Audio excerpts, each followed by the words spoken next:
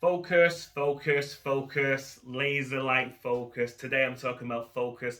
I've got Mr. Christmas Tree here with me as well. And the first question I've got to ask you is, can you believe in a future you cannot see? And so that's my first question. Hopefully you've answered it.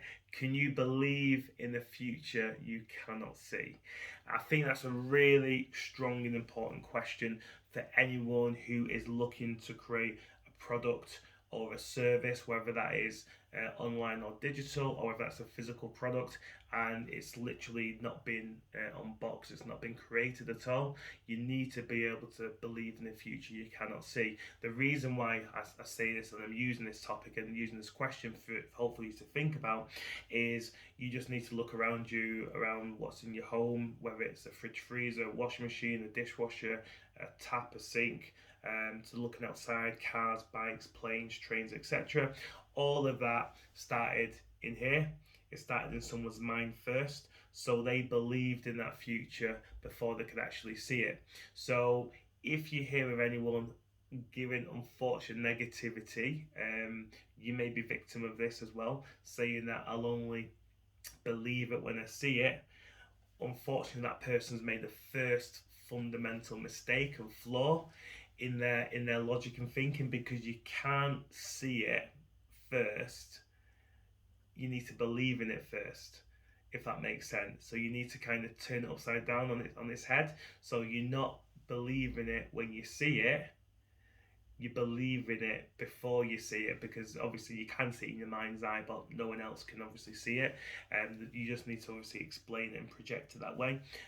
But if you've got the mindset and you're thinking, I don't believe this is going to happen until I actually see it, then we need to take a few steps back, and then we need to focus on our mindset that it is going to happen. Just because it's not physically there, it will be there. We just need to make it happen, because when you think about it, your thoughts can actually become things. Obviously, you're not just thinking it's going to appear there, but you just need to train yourself to understand that once you start thinking about it and you believe it and you know it's going to happen, then obviously the magic will start happening as well, and you'll have that product or service in front of you before you know it.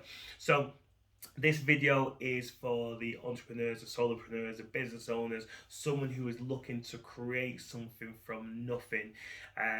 It sounds difficult, and it isn't if you believe in the future without seeing it. So hopefully that gives you a bit of a takeaway and understanding that you really need to believe in that future before you see it first. You need to know and you need to believe it is going to happen, and then you obviously need to have the confidence in yourself to make it happen, and obviously take the action and take the repetition. So it's not just believing it, you need to obviously get off your butt and do something about it as well, which is where the focus and the repetition comes into as well.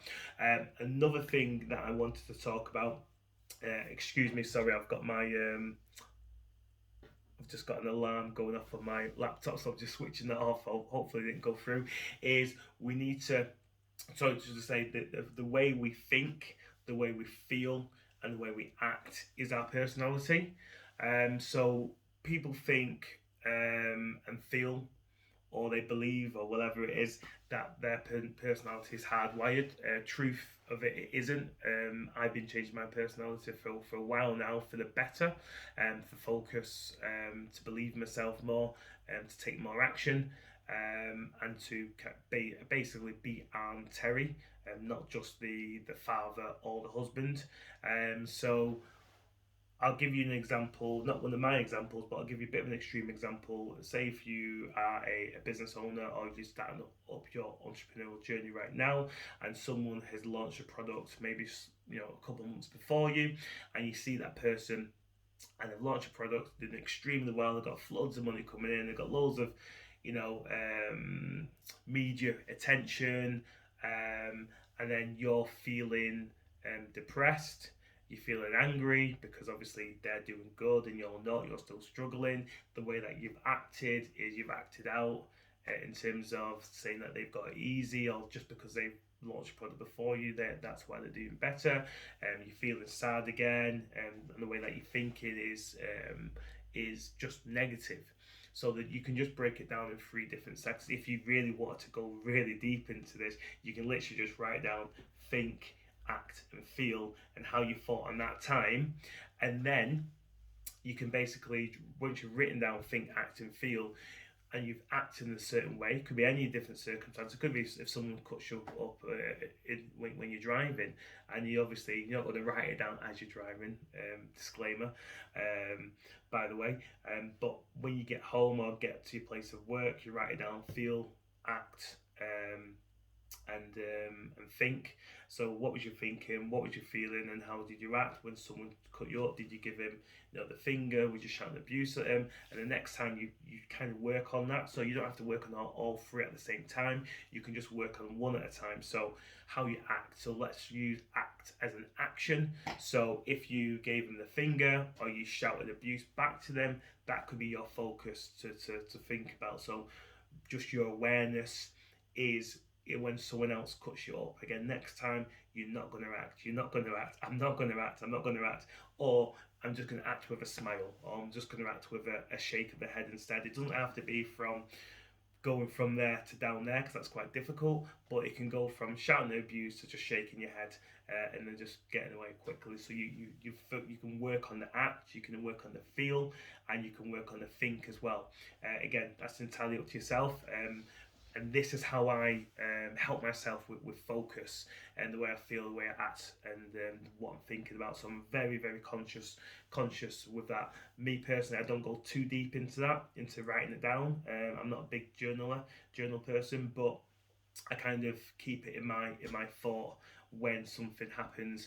How can I act, or how can I feel, or how can I do it quite differently to the old version of myself. So that's one thing that I do for focus, and which hopefully is a bit of a takeaway for someone listening to this as well.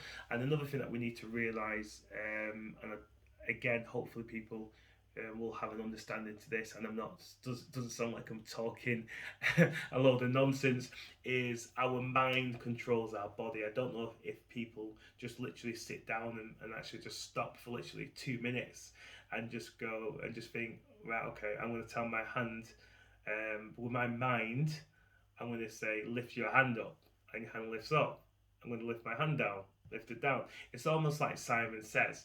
So what I do is I can play a kind of mental game with myself, where you literally say Simon Says, or when you don't do it. So again, you can do it as much as you want. So if you don't want to do something, how to react in a bad way, just think of it as Simon not saying. So no, Simon didn't say to give someone the finger or shout abuse, so I'm not going to do it. So however you do it in your own way, right? But we really need to understand that our mind controls our body. Where we tell our body to go, it actually navigates. So we really need to focus on our mind, and we need to be focusing basically by telling our body, or should I say be aware, that again, it can come down to anything. It can come down to fitness, that if you did want to get more active, then all you need to do is tell your body, right, go to your closet, go and put on some sweatpants, shorts, whatever, t-shirt. Go and put on your running trainers, and you're going to go outside and you're going to go for a run. If you're someone who is struggling to go and exercise, then what may help is you just talk out loud to yourself. Right, okay, we're going to go upstairs now. We're going to go to the X. We're going to go to the Y. We're going to go and put our trainers on, and we're going to go outside. We're going to go for a 5-minute walk around the block. It doesn't have to be anything intensive. So I just wanted to obviously get that in with focus as well, because your body does actually follow your mind. So we really need to be conscious and aware that your mind is controlling your body. So whatever you put your attention to, your body's going to follow. So whether that is going to the freezer as I did last night, and had some what did I have, some Ben and Jerry's ice cream, but that was kind of my cheat day anyway, so I kind of expected to have that. So your mind actually controls your body. So again, for me, as I've always said, I am working on this all the time. I am no expert, I am no professional. You don't have to take my word or advice for anything, but I'm just saying things that actually help me, and may or may not help you, but it's just for me to try and help at least one person out there as well. So the question to you out there is, what do you do for focus? What is your kind of mantra, or what is your routine? What's your repetition? What do you do to keep the focus? Hopefully you can send some comments, some love, send some comments to the Mr. Christmas tree. We've got Santa Claus over here as well. He was just been there watching and listening over. He said I've done a really good job. What do you think? Merry Christmas, and I'll see you in the next video. Goodbye.